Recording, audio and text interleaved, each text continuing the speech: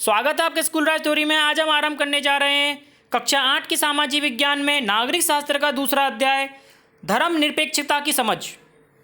अगर आपने पहला अध्याय नहीं देखा है तो उसकी लिंक डिस्क्रिप्शन में मिल जाएगी या फिर आप प्लेलिस्ट में से भी जाकर देख सकते हैं। तो आरंभ करते हैं।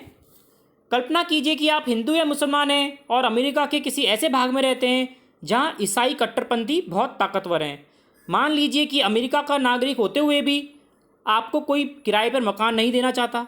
आपको कैसा महसूस होगा? क्या आपको गुस्सा नहीं आएगा? अगर आप इस भेदभाव के खिलाफ शिकायत करें और जवाब में आपको ये कहा जाए कि ये तुम्हारा देश नहीं है, तुम भारत लौट जाओ, तो आपको कैसा लगेगा? क्या आपको बुरा नहीं लगेगा? आपका यह गुस्सा दो रूप में ले सकते हैं। एक हो सकता है कि आप प्रतिक्रिया में उन्हें यह कहें कि जहाँ हिंदू और मुसलमान की ताकत ज़्यादा है वहाँ ईसाइयों के साथ भी ऐसा ही बर्ताव होना चाहिए। ये बदला लेने वाली बात हो जाएगी। या फिर आप ये राय बना सकते हैं कि सबको इंसाफ मिलना चाहिए। यह सोच के आधार पर आप संघर्ष का रास्ता चुनकर इस बात के खिलाफ आवाज़ उठा सकते हैं कि धर्म और आस्था के आधार पर किसी के साथ भेदभाव नहीं होना चाहिए। यह सोच इस मान्यता पर आधारित है कि धर्म से संबंधित किसी भी तरह का वर्चस्व खत्म होना चाहिए। यही धर्मनिरपेक्षता का मूल मंत्र है। यह इस अध्याय में हम इसी चर्चा पर करेंगे कि भारतीय संदर्भ में इसका क्या अर्थ है। इतिहास में हमें धर्म के आधार पर भेदभाव, बेदखली और अत्याचार के अनेक उदाहरण मिलते हैं। शायद आपने पढ़ा होगा कि हिटलर ने जर्मनी में यहूदियों के पर इसी तरह का अत्याचार किए थे। वहाँ कई लाख लोगों को केवल धर्म के आधार पर मार दिया गया था। लेकिन अब यूदू धर्म को मानने वाले इजराइल में भी मुसलमान और ईसाई अल्पसंख्यकों के साथ अमानवीय व्यवहार किए जा रहे हैं। सऊदी अरब में गैर मुसलमानों को मंदिर या गिरजाघर बनाने की छूट नहीं है। न ही इन धर्मों के लोगों को वहाँ पूजा अर्चना करने के लिए सार्वजनिक स्थल पर इकट्ठा हो सकते हैं। इन सभी उदाहरण में एक धर्म के लोग अन्य धार्मिक समुदायों के लोगों के साथ भेदभाव कर रहे हैं या उनका उत्पीड़न कर रहे हैं। भेदभाव की ऐसी घटनाएं तब और ज़्यादा बढ़ जाती हैं जब दूसरे धर्मों के स्थान पर राज्य किसी एक धर्म को अधिकृत मान्यता प्रदान कर दे। जाहिर है कोई भी व्यक्ति अपने धर्म की वजह से न तो भेदभाव का शिकार होना चाहता है, न ही किसी दूसरे धर्म का दबदबा झेलना चाहता है। भारत में क्या राज्य धर्म के आधार पर किसी नागरिक के साथ भेदभाव कर सकता है? वे हम देखते हैं। धर्मनिरपेक्षता क्या है? पिछले अध्याय में हमने पढ़ा कि भारतीय संविधान में मौलिक आधार में की व्यवस्था की गई है। यह अधिकार न केवल राज्य की सत्ता में से हमें बचाते हैं बल्कि बहुमत की निरंकुशता से भी हमारी रक्षा करते हैं। भारतीय संविधान सभी को अपने धार्मिक विश्वासों और तौर तरीकों को अपनाने की पूरी छूट देता है। सबके लिए समान धार्मिक स्वतंत्रता के इस विचार को ध्यान में रखते हुए भारतीय राज्य ने धर्म और राज्य की शक्ति को एक दूसरे से अलग रखने की रणनीति अपनाई है। धर्म को राज्य से अलग रखने की इसी अवधारणा को धर्मनिरपेक्षता कहा जाता है।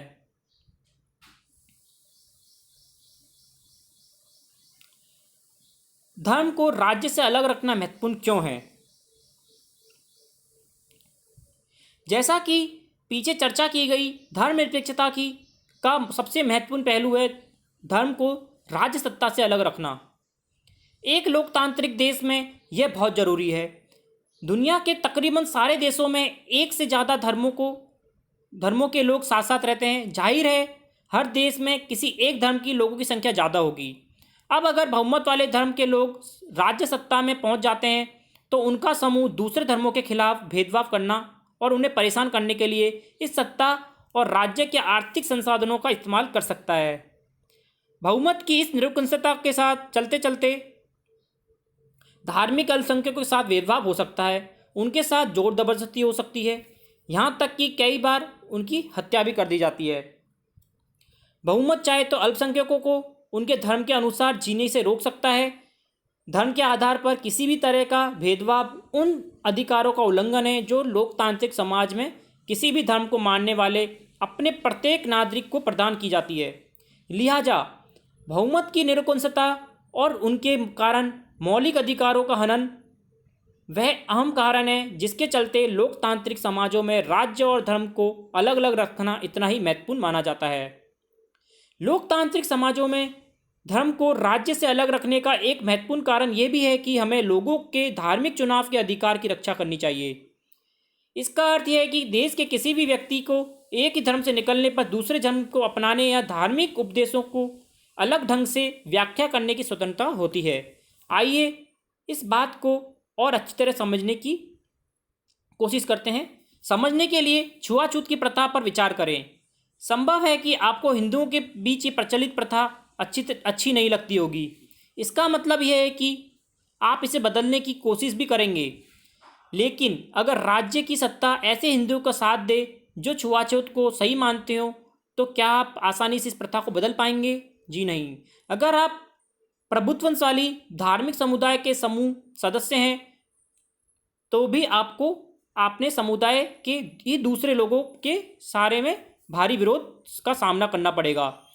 राज्य सत्ता पर नियंत्रण रखने वाले ऐसे सदस्य कहेंगे कि हिंदुत्व की केवल एक ही व्याख्या होती है और उसकी कोई और व्याख्या करने का तुम्हारा कोई अधिकार नहीं है। हम इस चित्र में देख सकते हैं मस्जिद, मंदिर, गुरुद्वारा और जो गोद ईसाइयों का होता है, हम साथ साथ का चित्र बनाया गया है। भारतीय धर्मनिरपेक्षता क्या है? भारतीय संविधान में कहा गया है कि भारतीय राज्य धर्मनिरपेक्ष रहेगा। हमारे संविधान के अनुसार केवल धर्मनिरपेक्ष राज्य ही अपने उद्देश्यों को साकार करते हुए निम्नलिखित बातों का ध्यान रख सकते हैं। पहला, कोई एक धार्मिक समुदाय किसी दूसरे धार्मिक समुदायों को न दबाए। दूसरा, कुछ लोग अपने ही धर्म के अन्य सदस्यों को न दबाए। तीसरा, राज्य न तो किसी खास धर्म का थोपेगा, न ही लोगों की धार्मिक स्वतंत्रता छीनेगा। इस तरह के दबदबे को रोकने के लिए भारतीय राज्य कई तरह का काम करता है। पहला तरीका यह है कि वह खुद को धर्म से दूर रखता है। भारतीय राज्य की बागडोर न तो किसी एक धार्मिक समुदाय के हाथों में हो, न ही राज्य के हाथों में, न ही एक धर्म को समर्थन देता हो। भारत में कचहरी, थाने, सरकारी विद्यालय और दफ्तर जैसे सरकारी संस्थानों में किसी खास धर्म को प्रोत्साहन देने तथा उसका प्रार्थना करने की उपेक्षा नहीं की जाती है। हम चित्र के माध्यम से देखते हैं। सीमापुर सरकारी स्कूल के विद्यार्थी एक धार्मिक त्यौहार मनाना चाहते हैं। राजकीय माध्यमिक विद्यालय है। विद्यार्थी कह रहे हैं, सर अगले महीने एक बहुत बड़ा त्यौहार आ रहा है। हमने कभी स्कूल में इस त्यौहार को नहीं मनाया है, क्या इस साल मनाएं? सर कह रहे हैं, नहीं रेखा, ऐसा नहीं हो सकता। हमारा स्कूल सरकारी स्कूल है। हम किसी एक धर्म को महत्व नहीं दे सकते। निजी स्कूल जो चाहे करें। सरकारी स्कूल अपनी चार दीवारी के भीतर कोई धार्मिक उत्सव आयोजित नहीं कर सकते हैं। वैसे भी ज़्यादातर धार्मिक त्योहारों पर सरकारी छुट्टी रहती है, इसलिए हम इन त्योहारों को घर पर ही मना सकते हैं। मैंने इस दृष्टि से कभी सोचा नहीं था कि मुझे लगता था कि स्कूल के बाहर हम कभी भी ये त्यौहार मना सकते हैं। खैर कोई बात नहीं, हम लोग अपने मोहल्ले में इस त्यौहार को आयोजन करेंगे। उपयुक्त चित्रकथा पट में स्कूल के भीतर किसी धार्मिक त्यौहार का आयोजन सभी धर्मों के साथ एक जैसा व्यवहार करने की सरकारी नीति के खिलाफ होता है। सरकारी स्कूल अपनी प्रातःकालीन प्रार्थनाओं या धार्मिक आयोजन के जरिए किसी एक धर्म को बढ़ावा नहीं दे सकता। यह नियम निजी स्कूलों पर लागू नहीं है। धार्मिक वर्चस्व को रोकने के लिए भारतीय धर्मनिरपेक्षता का दूसरा तरीका है अहस्तक्षेप की नीति। इसका मतलब यह है कि सभी धर्मों की भावनाओं का सम्मान करना व धार्मिक क्रियाकलापों में दखल न देने के लिए राज्य कुछ खास धार्मिक समुदायों को कुछ विशेष छूट देता है। कुछ दोस्त ने हाल में ही स्कूटर खरीदा, वह साथ साथ स्कूटर पर सैर करने चले। एक आदमी पूछ रहा है दूसरे से, अरे तुम्हारे पास हेलमेट नहीं है, दिल्ली में सबको हेलमेट पहनना पड़ता है, यही कानून है, फिर तुमने हेलमेट क्यों नहीं पहना? जुर्माना भरना पड़ सकता है। दूसरा व्यक्ति कह रहा, फिक्र मत करो, मुझे जुर्माना नहीं देना पड़ेगा।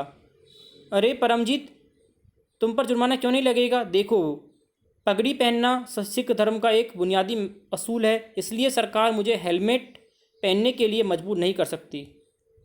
इस चित्रकथा में सिख युवक परमजीत को हेलमेट पहनने की जरूरत नहीं है।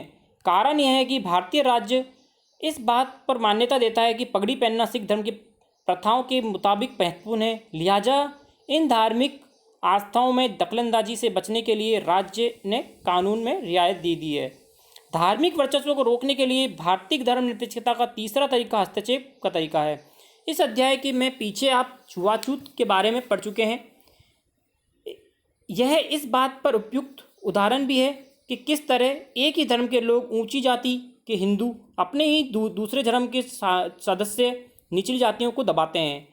धर्म के नाम पर अलग थलग रखने और भेदभाव को रोकने के लिए भारतीय संविधान ने छुआछूत पर पाबंदी लगाई है।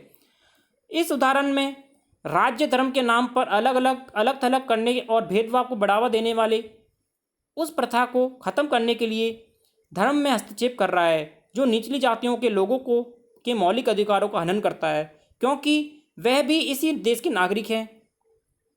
इसी तरह माँ बाप की संपत्ति में बराबर हिस्से का अधिकार को सम्मान करने के लिए राज्य समुदायों में के धर्म पर आधारित निजी कानूनों में हस्तक्षेप करना पड़ता है।